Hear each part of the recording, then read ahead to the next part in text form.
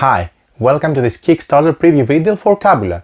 Kabula is a brand new game hitting Kickstarter soon.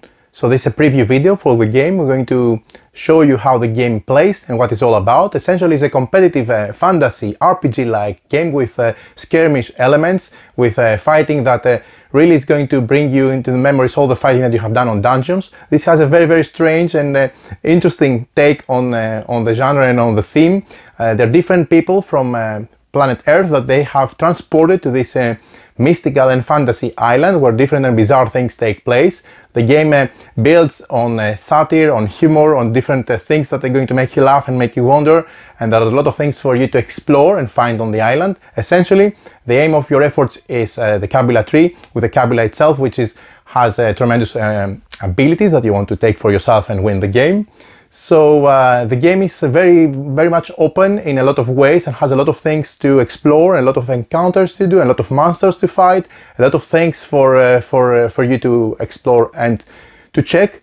But above all, it has a very nice, interesting take on the way that actions are performed. It has a unique, fresh and used box of different parts and icons, and essentially these are icons that you move from one port to the other to expand it in order to make different actions in the game, move, attack, different things that they can give you the advantage, actually, like buying equipment, taking under consideration the four edges of the island, where there are four different cities with additional locations for you to interact and additional ways to spend your action tokens in order to perform things like upgrade, get new equipment, fight more efficiently, etc.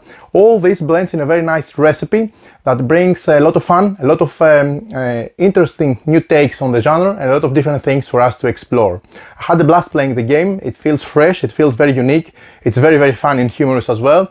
So join me at the table. I'll show you how the game plays. We're going to make the full breakdown of the explanation of the game in terms of rules in very detail, and then we're going to come back at the end of this video, as we do always, for a final wrap-up on my opinion of the game from the first sessions I had the pleasure to play with.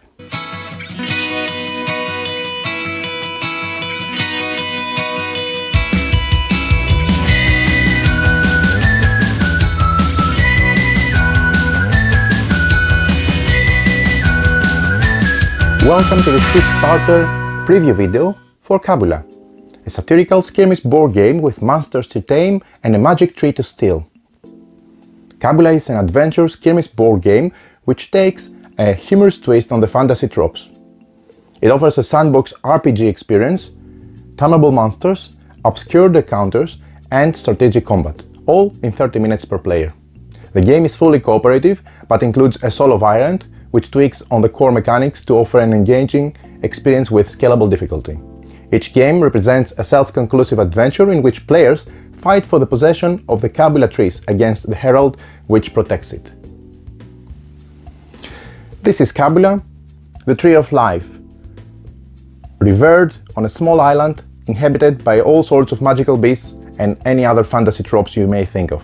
While in its place, the Kabula Sanctuary, its powers are amplified to the point that death is impossible and everybody killed is immediately revived there.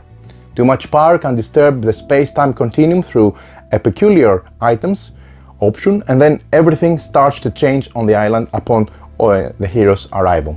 First it was books, then plastics, then phones and social media. Now it's the experience to steal Kabula and grasp its power. Okay, so this is how the cover looks, at least in the prototype form. Keep in mind that this is a prototype. Lots of different things will change over the final production of the game. There's going to be a Kickstarter soon, so we're going to update the video in the description with the link to the Kickstarter page. This is how the prototype looks like at the moment. Very nice board, but there are going to be a lot of changes also to make it even more clear and color code various things. We're going to touch them briefly at the end of this video. So let's familiarize ourselves with the components of the game. First of all, we have 10 dungeon cards that you can see here with this icon, the door, the dungeon door. Then we have 30 encounter cards, which are here and have a lot of story behind it. We have 50 common item cards, the brown ones, and 20 rare item cards. We have 20 on the top monster cards. These are the cards that you see here. We're going to go and have a closer breakdown of the anatomy of those cards. Below I have already revealed 3 of them, and I'm going to cover what those areas mean for spotted monsters, etc. Then we have a 3 set of 10 cards. I'm just having the deck of Herald, the Water King that you see on the Water King special board, and we have also the health track counter on the dial, and of course we have a different set of cards for different heroes, their player boards, lots of different components, and some monsters there as well. The board is very interesting. It has the island where at the center you find the Herald guarding the Tree of Life at the Kabula Sanctuary, and you can find it here. And players, we're going to try to do different actions, explore the island, and make themselves more powerful by gaining a lot of equipment, a lot of different parts. Parts in this game are extremely well thought and implemented in the design. We're going to cover them later. Here you see 4 different cities on the corners of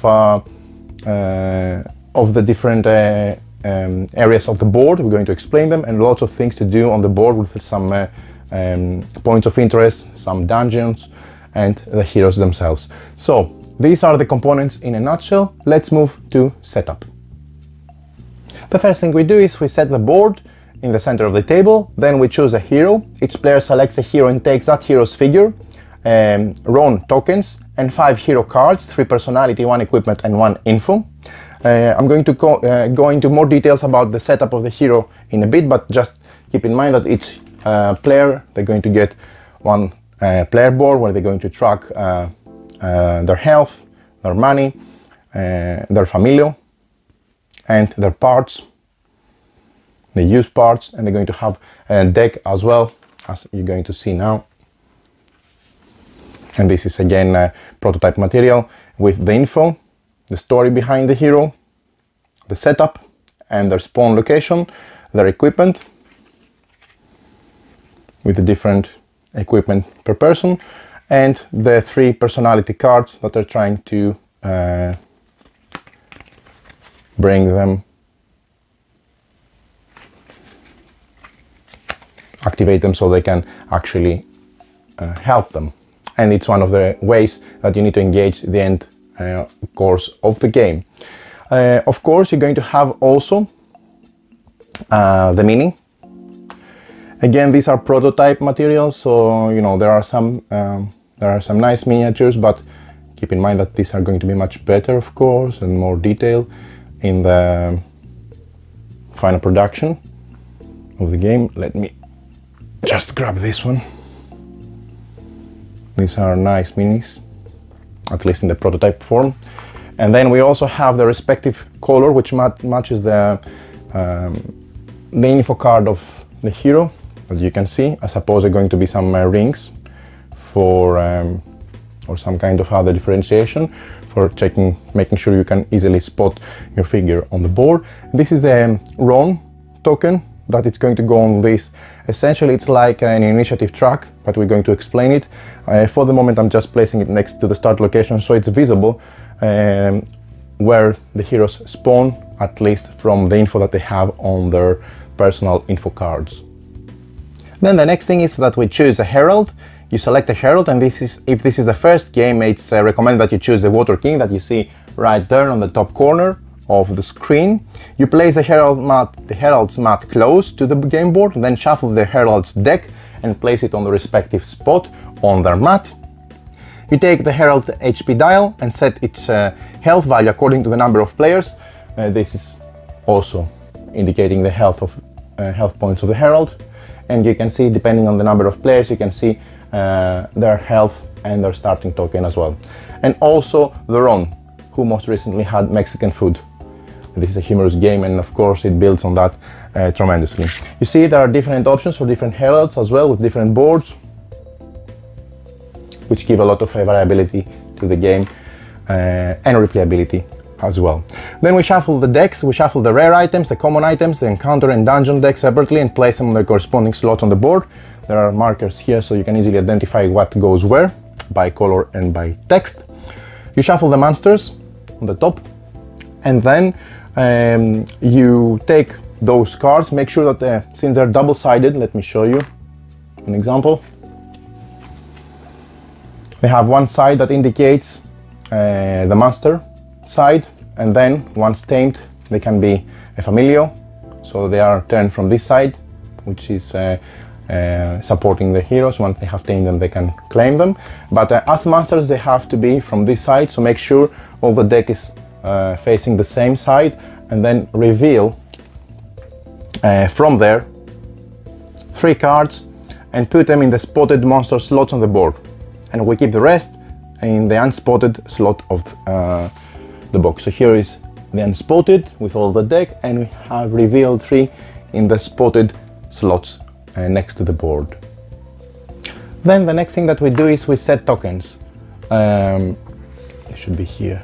So in order to set tokens, we place the 4 dungeon tokens on the 4 dungeon spaces on the board, with the door that indicates 1 in the marker. So that's where you see, and make sure you don't set it from the side that shows 2. That's going to be done on the next subsequent turn. So you place 1 such marker on each of those spaces for the 4 doors, and then you also place encounter monster token in each space that depending on the player count. So you see there are number spaces 2, 2, 3, 2, 3, 4, etc. So you select your spots based on your player count. So if you're playing a 4-player game, you need to cover all the spots there up to your player count. Again, keep in mind that you need to place it from that side, which is the encounter side, and not the monster side, respectively. Then we set the shared resources. We put the dice, coins and pools of parts on next to the board, and easy access for everybody. The same goes for the nausea tokens, which are those, and the tag tokens. And then we set up our hero. Each player takes a player mat. They take their hero's info cards. So for example, for Clayton, who is there, this is the info card. You read their background so you understand where they're coming from. You see their opportunity, their abilities, and then you see the setup. It shows where to place the mini. So he will be placed on St. Posh School, southwest of Ridgewick. So you can find him there, St. Posh School. And then you see how you set the dials for their health, both the health cap at the moment as it is and the health status. So they take 10 health points and 5 coins, and also you see how many parts you have to place on their fresh box, which is in the middle. So you have the hero rage, the fresh box and the used. So you see I've taken all these parts and placed them there, and have accordingly modified the dials to reflect their starting status. You keep your starting equipment and personality cards close to the player mat, and then you place a miniature on the space specified on your info card. Just to show you again a set of cards for this hero. Again, this is prototype, so this is the info card. This is the equipment from Clayton. And these are the personality cards for this specific hero. So once you've done the setup, keep everything close to you as such. Then you set up the RON tracker, which is on the left side of the board, which is this track that you see here.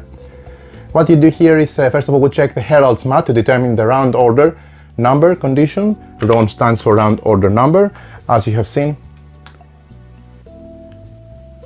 For RON here, who most recently had Mexican food, so that's why not a way to determine the initiative track. So players are going to set up now with the RON token again for their initiative on this track, depending on who fulfilled the condition described on Herald first, and then you're ready with the RON track for the moment. Last, you check the Herald's mat and you see, depending on the number of players, it shows which Kabula token to be used. We have determined that for a 4-player game we have to use this one, so this is set on the sanctuary, and we place the miniature of Herald above. So let's touch the basics. To make your stay as pleasant as possible, we request that new arrivals follow a few simple rules. No dungeon raids after 8 PM and no overnight guests in your rooms in the inn. Throw all your trash in the proper receptacles, and if you have tamed a familiar on your journey, don't forget to pick up its mess, of course. So let's see the round order number, abbreviated as RON. Kabula is played in turns, starting with a figure at the left of the RON tracker. We see it vertically, so that means the one on the top, as it is, so the red one. And that means that this is the player who will be playing first. So we start with a figure on the left on the RON tracker, and then passing to each other figure in order from left to right. In addition to the players, monsters and the herald can also be on the RON tracker and also take turns. Once the end of the RON is reached, play passes back to the first player and a new round begins. The game continues until a player wins or all players lose. So what about actions? Players interact with the game through actions. On your turn, you can use actions to move around and interact with the world around you. To use an action, just pay the cost and do the effect. It's that simple. You can use any action written on your mat, any card you have equipped, and any space you occupy. You can use as many actions as you can pay for until the action instructs you to end your turn. Generally, actions may only be used on your turn, and you must finish resolving an action before you use another one. Actions that have the defend keyword, which are in blue color coded, are exceptions to these rules, and they are done out of turn. So you can see, for example, that actions have a cost, they have a name, and have an effect, as they are described on this equipment from that hero. So Zach has the coolest handbag and a kid sling, and both provide some actions for them. If they use the kid sling, as you can see, at the end of their action, they are obliged to end their turn respectively. Of course, in both cases, they have to pay with using parts from the fresh box, but we'll come and cover this in a sec. A word about part tokens. Part tokens, or just parts, represent your body's energy and act as currency that you can spend to use your actions. You begin the game with a small selection of parts, and you can get some of them from encounters, monsters, or even using some types of equipment. To spend a part, move it one box to the right. Your player mat has 3 boxes for parts. From left to right you have the raids box, the fresh box, and the used box. Each of them has a different purpose. At the beginning of the game, all parts are in the fresh box, as stated here. I have only placed some parts on the used, just to give you the abbreviations on what stands for in the next few seconds, so ignore those, because at the beginning you see you only have your startup parts in the fresh box as indicated here. So you have the fresh parts box, which are parts in pristine condition. They can be spent to use actions. You and your familiar each have your own separate box. You see, if you have tamed a monster, it has also a fresh box, a rage box, and a common used box, which is common with you, and you see the arrows there. You can use your own parts for actions, or its familiar's parts for their own actions respectively, but then when they're used, they both end up in the common used box on the right. Speaking of used parts, these are the exhausted parts, exhausted and ready for an up. They can be spent, they can't be spent to use actions because they are used, of course. Your used box is shared between you and your familiar, and tokens there belong to both of you. And last, you have the raging parts, which are the parts sitting in the rage box, either for the hero or the familiar, if you have tamed one. These are brimming with fairy and extra spicy. Like fresh parts, they can be spent to pay for actions that require specifically raging parts, and you and your familiar have separate boxes, of course. Some powerful actions specially require raging parts to work. They indicate the part icon with a blazing fire next to it, so that you can know that the action requires one such raged part, and then you can use it. If you're asked to spend a raging part, you move it all the way from the rage box all the way to the used box to exhaust it. Keep in mind that you can have up to 10 parts in your own fresh box and up to 5 parts in your familiar's fresh box, and if you get any more, put parts into your used box until you're under your limit again. You can have any number of parts in your other boxes and there is no limitation. In specific circumstances, often after suffering the effects of an attack, it is possible to move one box to the left as a consequence. This action is called recharge. Now let's focus on the parts themselves so I can explain. I have placed just for a few there to show you how they work. This is your body. You have from top to bottom the teeth, which is this icon on the top. The bones in your mouth are useful both for making friends and for eating them, mostly used for aggressive actions. Below you have the brains, holds innumerable annoying songs, embarrassing memories and dirty thoughts, mostly used for mental actions. Third below in the column are the legs, over here. Legs means that when you're on a quest in the open country, every day is a leg day, mostly used for movement and evasive actions. Below you have the butt. That plate armor really shows off on your curves, mostly used for defensive and heavy actions like defending and pushing. Below you have the guts. You got plenty of other bits in your body, but you honestly got no idea what they do.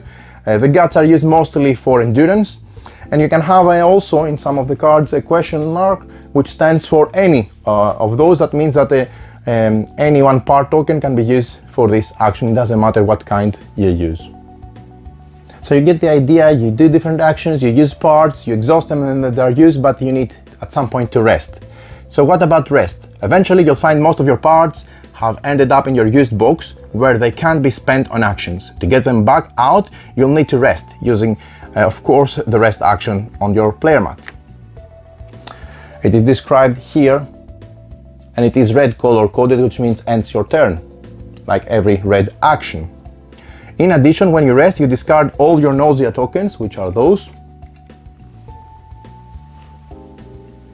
that they are on your hero and your familiar. And that's a nice way to get rid of those because you really don't want them. A word about action colors. Actions are color coded by effect for use and so that they are easy for us to distinguish. Don't worry about needing to memorize them. Everything will make sense once you start using them. The colors are intended to help, so they have specific color brand background indication. You can see also here, for example, you have some actions on your starting equipment. These are blue or red, which end your turn, or you have different colors. So what about the colors? You have the orange actions included either on your player mat, which is like the rest, or on this equipment card, for example. When it is an orange action, that has also the end your turn at the end keyword, as you can see. When you perform this action, then you need to end your turn. You have the blue actions, which have the defend keyword. You look at them when you're being attacked out of your turn, so you can use, for example, this or that for defending purposes. So this is a defend. Yeah. You also have the black actions, which appear only on wild monsters and heralds and indicate that they can do on their turns essentially what the action indicates as a result of following their behaviors. And you have the gray actions, like for example the walk, which you can see here on your player mat. And gray actions don't have any of these above qualities. Last but not least, there are some bonus effects. Some cards have additional effects. These are written after the words bonus on their cards, and bonus effects aren't actions and don't need to be activated. They just you do whatever they described on the card. Exploring the island. Please be advised that our idyllic island is still quite wild outside of the major cities, and that deviating from market trails is not recommended for adventurers who have heart conditions, bone spurs, weak bladders, or other diseases or difficulties to handle themselves. So let's see the map on a breakdown. We have spaces and steps. The island is divided into hexagonal spaces. Moving from one space to another requires steps, which you can get by using the walk action on your player mat. Usually one step moves you one space, as you can see. So moving from here to here requires one step. You have, however, moving on certain different types of spaces requires more effort. You need to count lines between your space and the destination to estimate the number of steps you'll need to cross into a new space. So let's have a closer look. An example is this. Imagine you're here and you want to cross from this spot to this spot. So you have to focus on the lines between those two spaces over here. So crossing from a plain space to a mountain space requires one extra step. You look for an arrow in the direction of your movement to remind you of that extra step. So you see, this is the arrow, so you need 2 steps because you're moving from a plains to a mountains area. Again, if there is a single line, like moving from this spot to this spot, there is a single line, so you just need 1 step, of course.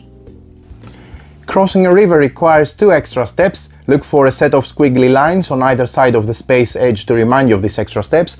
So going from this side to this side, you see those squiggly lines. There are 3, so that means that you need 2 extra steps, so 1 plus 2, 3, in order to move from this spot to this spot respectively. Of course, if you really want to travel the hard way and do both those things, you can do it, but both sets of extra steps apply. So if you want to move from this spot to that spot, you see the squiggly lines together with the arrow, so you count 1, 2, 3, 4 lines. That means that it's 1 for your normal movement, 2 for crossing the river, and 1 for extra for the mountain. That equals 4 steps to go from this spot to that spot respectively. And again, you can see the direction of the arrow. That's why moving from here to here you need to spend 4 steps. If you want to move into a space that requires more steps than you currently have, keep using your walk action until you have enough to cross. If you have used steps at the end of your turn, if you have used steps at the end of your turn that you didn't put into good use, then those are lost.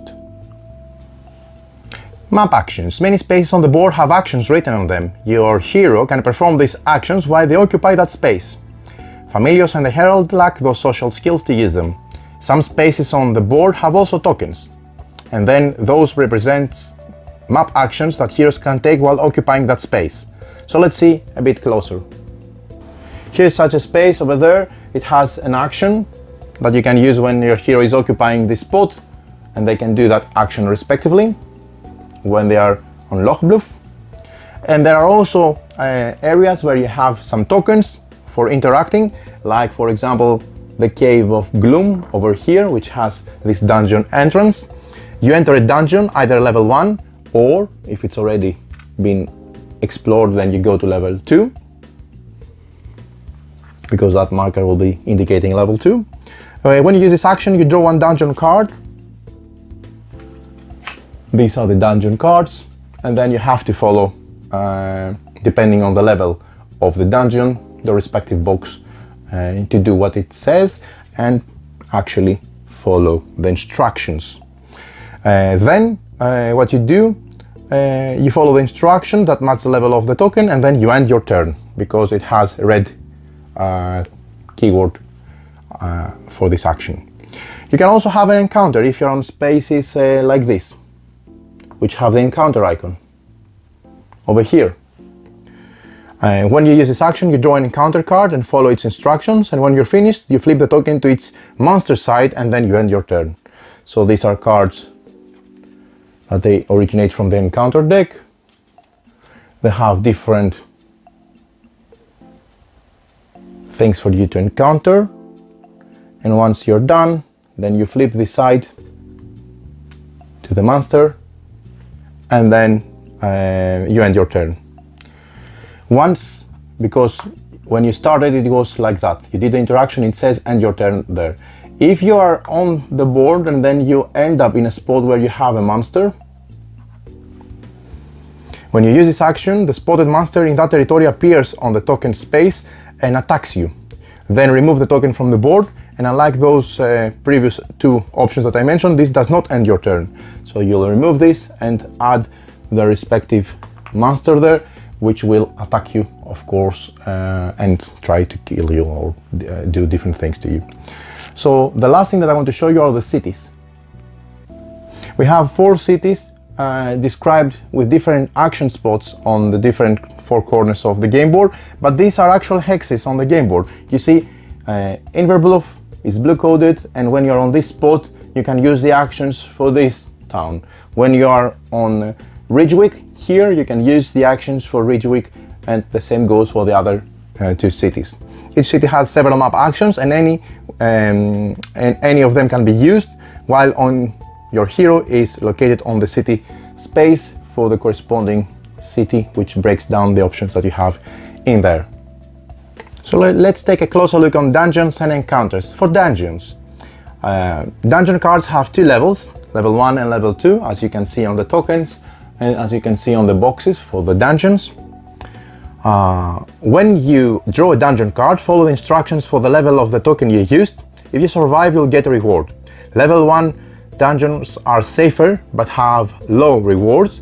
Completing it will flip the dungeon token to its level 2 side, like that. And level 2 is more dangerous but has a greater amount of rewards. Completing it removes the dungeon token from the board, and you get greater rewards. Here, for example, if you are on dungeon level 1, for this card you have to deal with a snake trap. If it goes to dungeon 2, you have to deal with smelly dart. Encounters, like those. Each encounter card is small, has a small story that your heroes participate in. The card has 3 parts, an introduction and 2 options. You can see the introduction on the top and the 2 options below. To resolve an encounter, read out the introduction and follow its instructions in order. Then choose one of the options and follow the instructions for the respective option that you chose. Then put the card back on the bottom of the encounter deck. Most options have a personality trait associated with them. When you select an option, choose a trait that matches one of your personality cards, and then you put a tag on that card. We'll explain personality cards later on. A word about commerce. We have the coin in the game, which is Fars. Fars has its own icon that you can see here. The coinage of the land in Kabula is the Fars, which you can use from your personal dial on your player mat in order to track down how much you have. You can carry more than 15 Fars for tax reasons. You can see that all player boards come with their own tracking dial for the coins of Fars that you have in your possession, and you can only go up to 15, which is the upper limit. Also, there's a lot of shopping in Kabula. Shopping is the most common and least dangerous way to acquire items.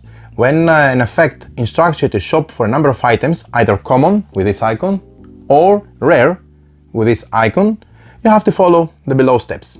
First, you reveal a number of cards from the top of that item deck. For instance, if an action instructs you to shop for 6 or something like that common items, you have to draw 6 cards from there and make a market. So let's say, for the benefit of example, let's say we have an action that tells us to shop 3. So we will draw 3 items from the deck indicated, whether it is if it is common or rare respectively. Then you buy any number of those items and sell any number of your items at the Fars price in the upper right corner of their cards. You see, each card has a Fars value indicated on the upper right. This one, for example, this magic glove, has a value of 3 Fars. Then you can buy as many cards as you want from the ones opened, and you can also sell as many of your items as you wish for the dedicated price that they have on the upper right corner. You can still sell rare items when shopping for common items, and vice versa. Once you have bought and sold all of the cards that you want, you shuffle any cards you revealed but you didn't buy and return them at the bottom of the respective deck, and then you discard any cards that you sold to make some coin. So let's say I bought the magic glove, I didn't sell any cards, this I didn't buy, I will shuffle them. I mean, look at the item so you get an idea. You have a selfie stick and a butterfly axe, brilliant, very humorous, and this will be returned at the bottom of the respective deck. This card will be equipped on me and it will give me the dedicated ability, bonuses, etc., or actions in some cases. What about equipment? Equipment is very important. You need it to protect yourself and make useful things with it. So you'll find 5 types of item cards on your journey. both in the common and rare item deck. You have weapons, which are used to attack enemies. All of the weapons you have are always equipped. You see, for example, this scarf holder or this, I'm not going to be able to pronounce it, Sakda's word, sword. These are weapons and they are very useful for attacking enemies. You also have snacks. Snacks are used to heal and nourish you. Snacks are discarded upon use. All of the snacks you have are always equipped. This is, for example, a vegan common dog, common hot dog. And you also have helmets, boots, and shields. And all of those three are aiming to protect you from damage. You may only equip one item of each of these types, so you may only have one helmet, one set of boots, and one type of shield equipped, and you place any others of that type that you do not have equipped underneath your equipped card. You may only use actions on items you have equipped. You may freely change which items you have equipped during your turn. So all these are very important, just to give you a quick look on those. They have the different options. These are, for example, defend options that you have. You can also use the helmet to attack by spending this item, and this is a rare helmet, rare boots, and common shield, which means they're originating from the rare or common decks respectively. And also the same anatomy goes for snacks and weapons. Hit points and damage. Hit points have the heart icon and damage has the sword icon, as you can see on the various weapon cards, for example, or your player board. Hit points measure a person's health. If you run out of health, you're dead. Your character mat has double dial to track your current health as well as your maximum health. You see, it has this orange plus heart symbol, which is like a cup at 10, and then you have your dial indicating what is the level of your health. For example, like I have 8 out of 10. Of course, both of them can change depending on the abilities, cards, etc. And keep in mind that this is also a prototype and it's going to be much better as well on the final production level. The most common way of losing health is taking damage from swords. Each sword icon is an effect that deals 1 damage, causing its target to lose 1 heart. So for each sword icon, you lose 1 heart respectively, if it's not defended.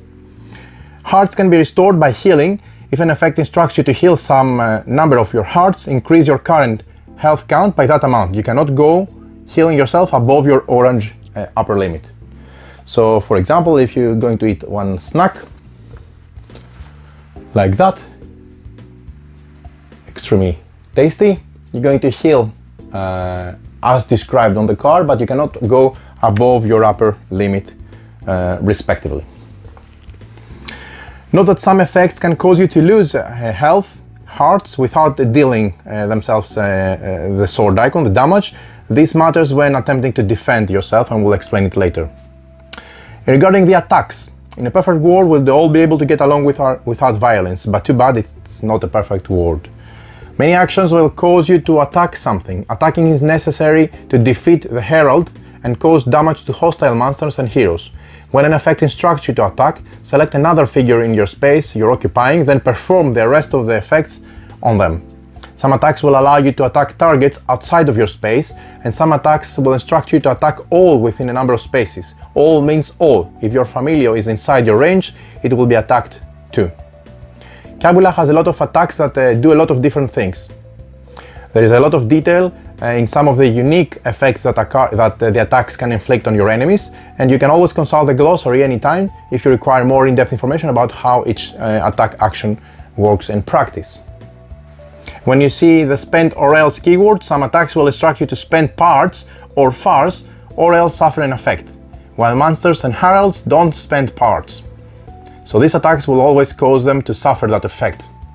An important topic on the attack is the roll aim. Most attacks will instruct you to roll aim. To roll aim, you roll the aim die and check the result.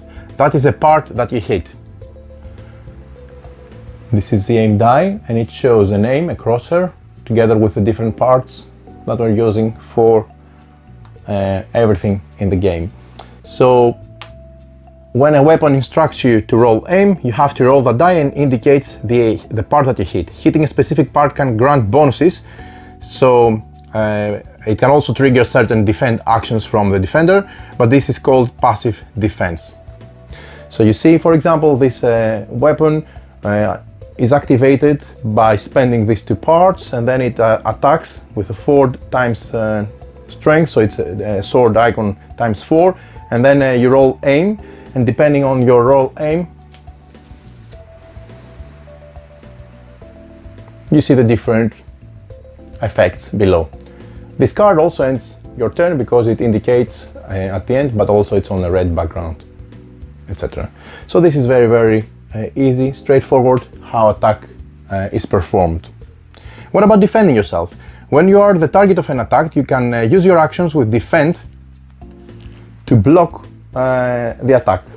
You can use, for example, I'm just placing everything here so it's in the same screen and not moving around. You can see if you have equipment like shields and other things that allow you to defend, this will give you the opportunity to defend. Actions with defend may only be used in response to an attack, but unlike other actions, you may use them outside of your turn. You can quickly identify this by the blue nameplates. Most actions with defend can be paid for with parts like any other action. These are called active defenses. Other actions trigger automatically when an attack that targets your roll on a specific part of you is triggering this passive defense. For instance, an action with this icon, let's say we had the teeth aim action, just to find it on the die. For example, one of these, if for instance an action with this icon as its cost triggers, whenever an attack targeting you rolls this icon, then on the aim there will be no payment necessary, because since that was rolled, it will give you the opportunity, this is a specific example, that you don't have to pay, for example, or other bonuses for that matter. There is also the block. The block is a grey shield with a heart. Most actions with defend are intended to block damage. Each block icon in an effect blocks one sword in the incoming attack. Only the shields and the block icons only block sword icons. So other effects of the attack like nausea and push are unaffected. Effects that instruct you to lose hard without dealing the sword the damage are also unaffected. You can also defend others. If another figure in your space is the target of an attack, you may use any active die action to change any active defense action to change the attack target to you. The action you use then resolves normally with you as its target. Use this to your own advantage to protect your familial and vice versa. We talked about nausea. What is nausea? Nausea is this token and this resource. Actually, it's a bad thing. The island is full of disgusting objects that you can find yourself that they inflict nausea on you. Nausea accumulates in the form of tokens and can be given to heroes, monsters, and the herald. There is no limit on the number of nausea tokens that someone can have. Nausea makes you hurt more. Whenever you would lose a heart, you lose an additional heart for each nausea token you have. Remember that a sword icon will make you lose heart only when unblocked, so avoiding letting things hit you to avoid the extra harm from the nausea tokens that you have accumulated. And also keep in mind that nausea can be removed by resting, that you'll need to do in order to avoid getting hurt a lot when you have accumulated a lot of nausea tokens on you. A word about push. Some actions push their targets. When an action pushes you, roll the compass die, which is this one, in order to identify the direction to which you're being pushed, and move one space in that direction.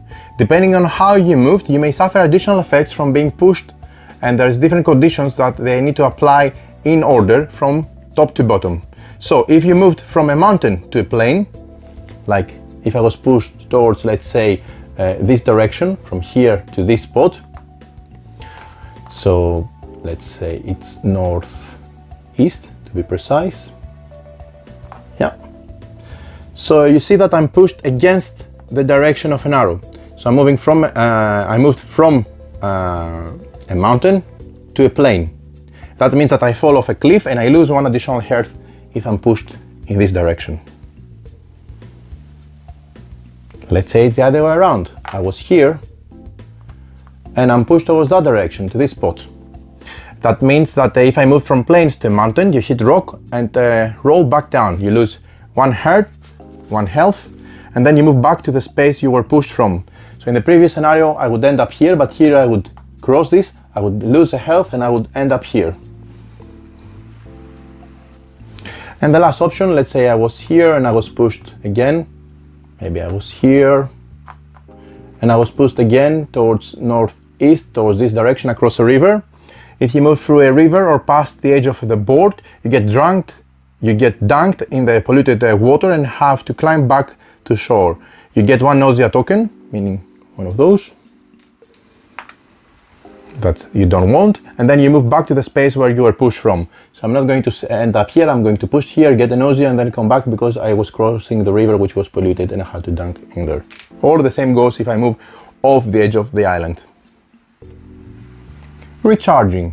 When bad things happen, you get frustrated. We get it, it's only natural. Use that rage to push yourself to do bigger things. When either of the following things happen to your hero or familio, they recharge. When an attack or push has any effect on your other than being moved to or forced to spend parts, such as taking unblocked swords or getting nausea, you get to defend. Another instance, for example, and that you spend parts and you are forced to spend parts that you spend to defend or are forced to spend by attack's effect don't cause you to recharge. So only when you are attacked or pushed that has other effects than being moved or forced to spend parts, or when you use an action that should have inflicted damage, a sword or something, but you didn't for some reason hit it, such as being defended. When you recharge, move any of your parts one box to the left, from used to fresh or from fresh to raging. Remember that your used box is shared between you and your familia, so feel free to move each other's used parts. Deaths and rebirths. When a hero, herald or monster runs out of health, they die. For example, if my health dial from my last health point from 1 reached 0, that means that my hero is dead, they have died. If the Kabula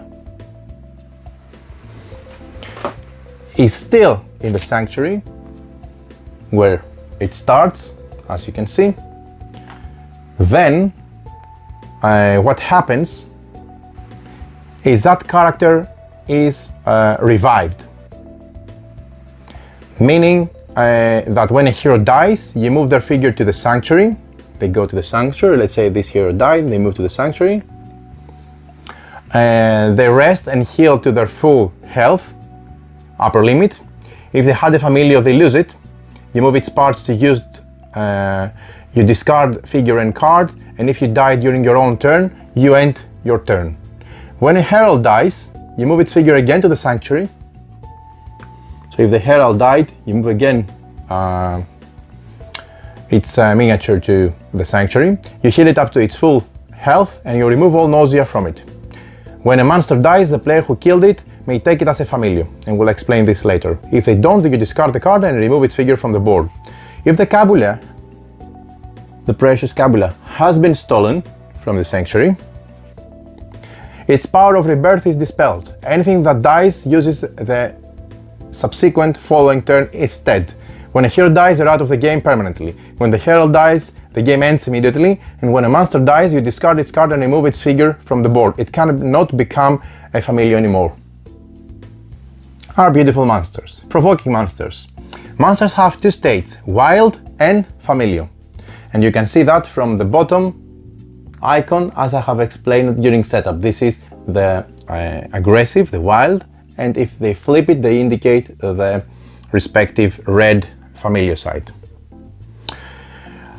Each corresponds to one side of the card. Monsters are always wild until they're tamed as a familiar.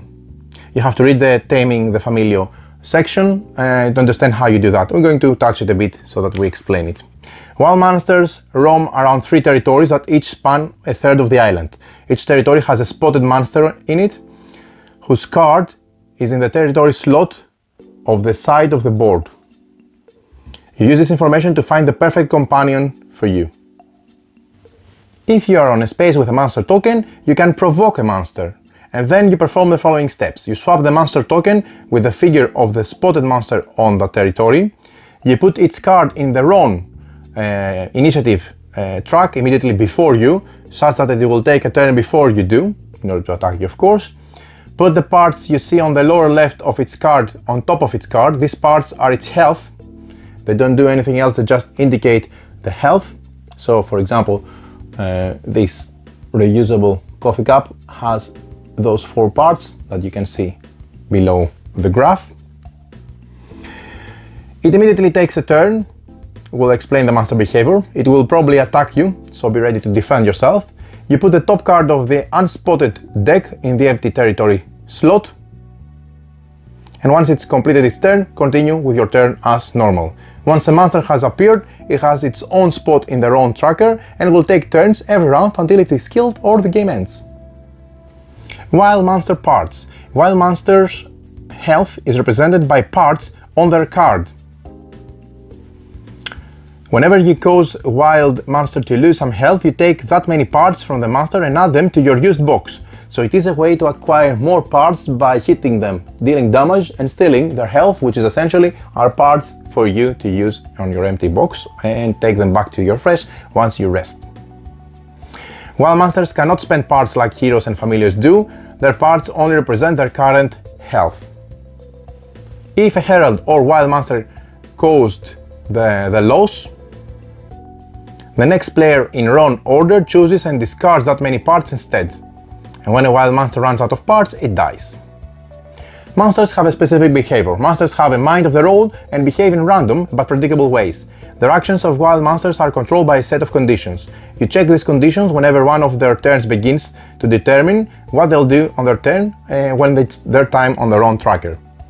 Determine an action. You flip the monster coin and find the action on that monster's card that corresponds to the result. The monster will use that action this turn and then they will end their turn. You see, for example, that they are on these 2 separate options for the 2 different sides of the coin. So you flip this coin to determine if they're going to do this action or that action. Caffeine overdose or if only I recycled.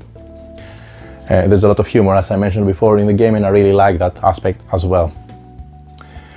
Determine a target. Most actions will target a specific figure. To determine the monster's target for this turn, you follow a specific list. If only one figure on the board fulfills a condition, that figure is the target. Otherwise, you proceed to the next condition and check again to break ties. Monsters do not target themselves. First, they go for their what is closest to this monster, then they go to who has the Kabula, then they go if it's a hero, then if it is a herald, if it is a familiar, if it is a wild monster, and if is next in their own tracker. This is the sequence by which they go to find their target.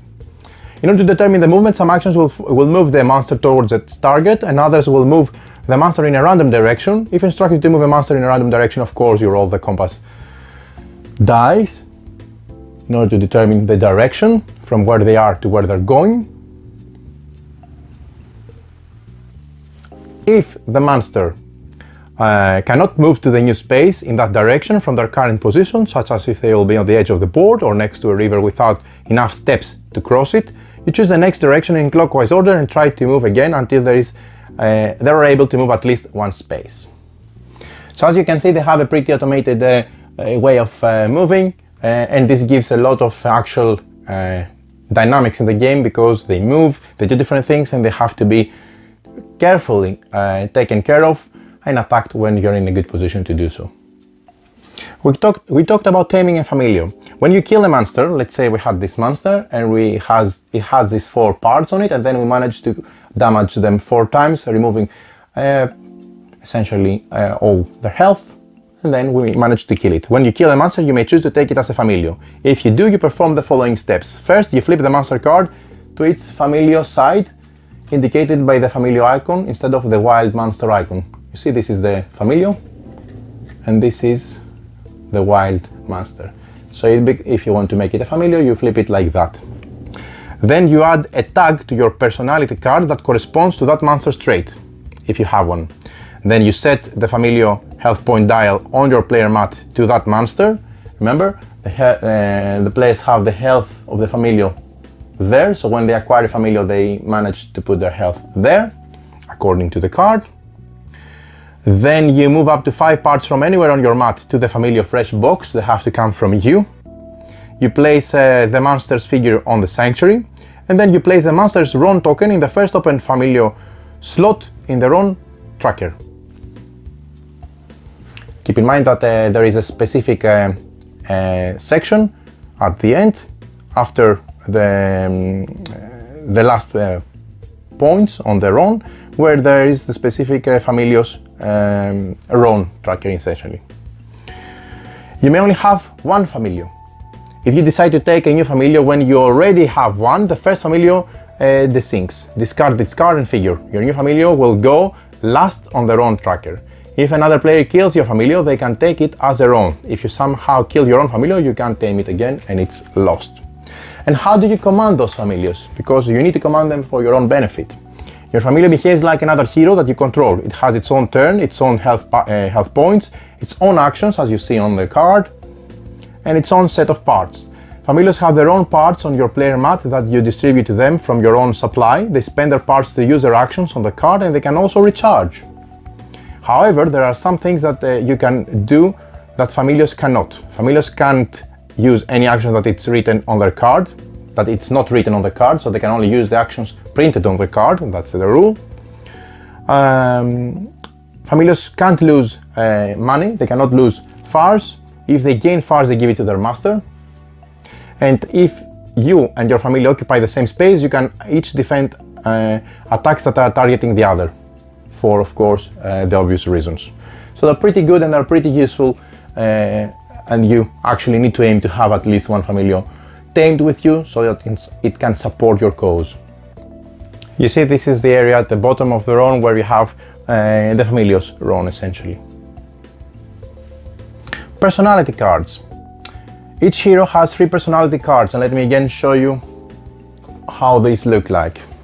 You see, you have your info, your basic equipment, and then you have the personality cards. But they have different tags: lazy, delusional, nature lover, generous, creepy, violent, for example. I was out of focus. You can see them now. So each hero has their own personality, set of personality cards, and each of which is associated with 2 traits. I've said, for example, in this example, lazy and delusional, or nature lover and generous, etc. Doing something related to one of those traits adds a tag to that card. There are 3 ways to get tags. So essentially, adding a tag means that you will add, if you do something that says lazy, you're going to add a tag on the card. Okay? And there are 3 ways to get tags on your cards. Make choices on encounters, like those. On the specific cards, whenever you make a choice in an encounter, add a tag to your personality card with that choice's trait. If you have one, of course, you need to have that tag so that you can get the tag token. Tame Familios. Whenever you tame a Familio, add a tag to your personality card with that monster's trait, if you have one. And use your personality card. Each of your personality cards has an action or bonus effect that unlocks when that card has at least 1 tag on it. These effects will get you additional tags by doing specific things.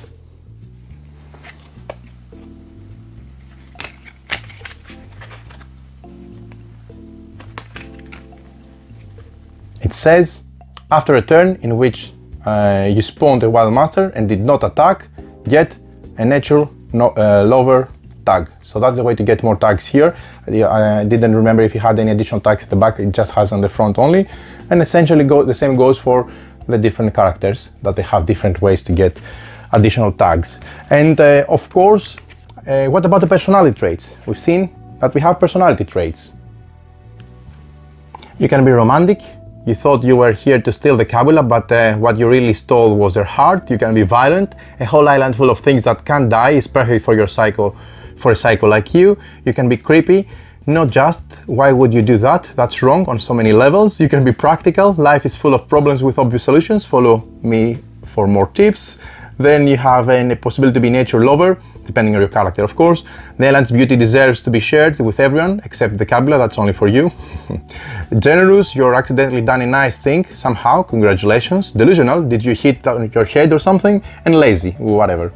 Of course, you see that there are different personality traits that they make combos with the different things on the island, different encounters, different familios, and the story itself. What about trending? When you place your third tag on a personality card, so let's say for some case, I was practical 3 times, and I was able to place 3 tags on the practical on the card. So when I place, or maybe I was nature over 1 time and 2 times practical. In any case, when you place your third tag on a personality card, you're trending.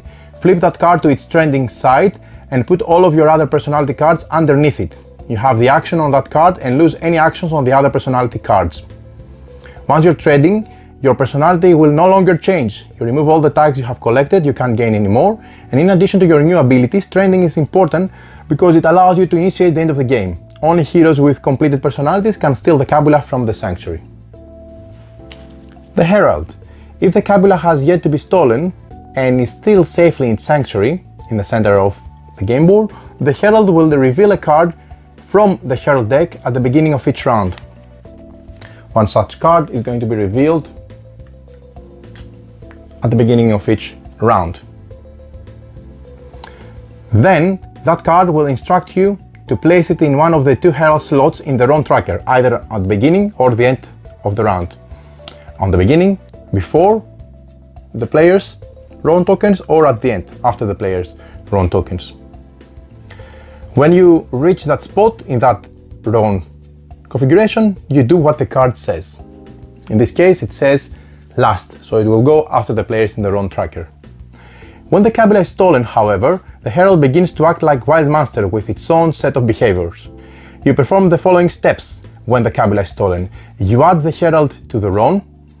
You gather the Herald cards and place them in the round immediately to the left of the current player to represent the Herald's position in the round, just like a wild monster appears. The Herald immediately takes a turn, just like a wild monster appears, and the current player finishes their turn. The Herald turn after the Kabula has been stolen is nearly identical to a wild monster's turn. You flip 2 monster coins instead of 1, so you need to flip 2 of those in order to determine its action. The rules for determining its target and movements are the same like a wild monster. And you can see briefly the breakdown of a Herald. You can see that you have the behavioral actions here based on the coins. You have passive defense actions here on the blue background. You also have the Herald deck and the flipped card. You have some extra rules sometimes underneath this spot, so you flip the card outside of the board. Water King doesn't have additional rules. And then you also have the round condition and the health and Kabula tokens setup that we used during setup of the game. So the last battle. The last battle is triggered in one of 2 ways. A trending hero moves into the Sanctuary. That hero steals a Kabula and places a Kabula token on its fresh box. The Herald begins its turn with no cards in its deck. The Herald immediately moves to the Sanctuary, steals the Kabula and places it on its mat to protect it from the heroes. In both cases, the Herald will act immediately, placing itself in round tracker before the hero who stole the Kabula, or as first if it stole the Kabula itself. Remember that stealing the Kabula from the Sanctuary, so if someone steals the Kabula from the Sanctuary, that makes death permanent. From now on, players can die without being revived. So, if the current owner of the Kabula is killed, you drop the Kabula token on the space they occupied, and heroes and Herald can pick up the dropped Kabula by being in the same space on their turn. And what about using the Kabula? In addition to helping you win the game, the Kabula token is also a potent wild card that can be spent like part token of any type. It also doesn't count towards the token count limit for a hero and Familiar Fresh boxes. And also when you resolve the action you spend the Kabula on, add that number of its tokens to the number to any number in that action's effect. So this bonus applies to all of the Herald's actions while it holds the Kabula. So keep in mind that if the Herald takes this as a wild token, the wild will apply to all of their actions, and that's not really helpful for the players. So it also is beneficial to have the Kabula, not for ending the game purposes, but also for the wild effect. The end. The game has two possible outcomes. If the herald is dead and the hero has the Kabula, that player wins. You go on to do whatever it is you wanted to do with the Kabula, while everyone else on the island gets to die. I hope it was worth it. If all heroes are dead, nobody wins. The herald has stopped your schemes and restored balance to the island, until the next time you decide to open the game, of course. So this is how the game ends, either for victory for one of the players or for defeat for all of the players. And this is how the game plays. Keep in mind I have also some notes from the designers for some minor updates up to this point. There are some gameplay components changes. The only rule that they're changing is a small thing on how familiars take their turn order. Besides this, they changed the balance of some of the weapons to make it even more precise using the grey attacks. Changes are very small, but they avoid some extreme cases of turns dragging too long or OP combinations of weapons and parts, so this is perfect. They cleaned up the map, they changed location names and color-coded areas. Now it's easier to find places and to know which monster is in your area. Most components will be or already have been upgraded, and this includes hero cards, part tokens, graphics in most decks. Player mats will be polished a bit. Also, there will be updates in all of the aspects of the game to make them even more better looking. And they're adding markers to the cards so that, for example, if you don't want to read alcohol or drugs reference, you can rule out those cards with that marker on top. So it's easier to make it more friendly for younger audience as well. There is a campaign info that the game is planned to be launched on the 8th of February. And with all of the pledges and add-ons, there will be the core pledge available as standees only or miniatures only. This should be very similar to what they have done before, with 20 monsters instead of 12, 4 heralds instead of 3, 20 dungeons cards instead of 10, and 40 encounters instead of 30. They will have the Slayer Nun expansion as an extra hero. They will have also the Conspiracy Theorist expansion, a new hero and another player mat, so that you can now play with up to 5 players and have 2 new heralds as well. They'll have the Adregious expansion with more inappropriate items and encounters and dungeons, wood tokens and metal coins, and STL files for 3D printing the minis. So very interesting to see all these cool things. Once the campaign launches, we're going to update the Kickstarter, the description of this video, with, of course, the link to the page once it is known for checking it out. There you have it. This is Kabula. This is, I admit, one game that it doesn't resemble to any degree anything that I have in my library, and I have a huge library of games around me, and I've played many titles, and this is a plus in my opinion because it brings something fresh and different on the table. It is a very unique experience. It has a lot of fun moments, a lot of strategizing and organizing yourself in order to make yourself more efficient and try to win the game in various things that you need to boost yourself, to get better equipment, to get more all these personality trait cards, as you have seen, enabled with the tags, etc. You're going to fight monsters, you're going to try to avoid monsters in some cases when they're strong, or the herald until you get stronger. You're going to interact with different cities and the different actions they offer in the different locations, so you can get equipment, you can sell things, you can buy things, you can convert a monster that you fought into a familiar, so they have a companion that is very much needed in order for you to have someone to defend you or attack with you, or use their parts in an efficient way. It has a very clever system of using the body parts to activate the different actions, as you have seen, and the way that these merge into the used box together with your familiars, and then you can redivide them in any way you want in between yourself and your familiar. That is unique. There's a lot of possibilities and combos from the cards, the equipment, the defensive equipment, the boots, the helmets, the swords, and the snacks that you take to replenish health. But there's going to be a lot of fighting in this game, so don't worry about it. It's part of the DNA of the game, and for a good reason. You also get revived. If you lose all your health, that nothing is lost besides your familiar. You're going to start again in the sanctuary with your full health. So it's going to be, again, dropping you in the island, trying to go for your goal, But once the Kabula is stolen, that's a different story, because then people can die permanently and get out of the game. So this is like a focal point. You try to build yourself up in order to be very strong, to go and try to steal the Kabula and win the game once the Herald is defeated, which is like the big boss of the game. The game has lots of replayability with the different Heralds, the asymmetry of the Heralds, the different way that they play, the different way of the setup of the players and the hero, let's say, traits and personalities, that they go for different things. It has a lot of nice story that you can explore through the encounters and try to boost your tags, you know, put more tags on the cards of your personality cards in order to be able to enable yourself to work on your final goal, which is steal the Kabula and win the game. So it blends really nicely. I really enjoyed the game. I highly recommend it, because if you're into the genre of skirmish games with a more, let's say, open world for people to explore and interact with different things, fight monsters, fight other heroes, fight the big boss, go through encounters to read the story, go into the dungeons to get rewards, go into the deeper dungeons to get more rewards and all this, it builds a lot of anticipation for the final moment when it's like it all builds up for the grand finale. I think it's very well thought. I particularly enjoyed the fact that it's not a genre that I have seen once again, you know, zombies or, I don't know, just fantasy monsters or whatever. This is very unique. It has a very specific character and builds and works around its character, this game, and I really enjoy it, and I think it brings something fresh, humorous, fun, and very interesting on the table for us. So this is Kabula.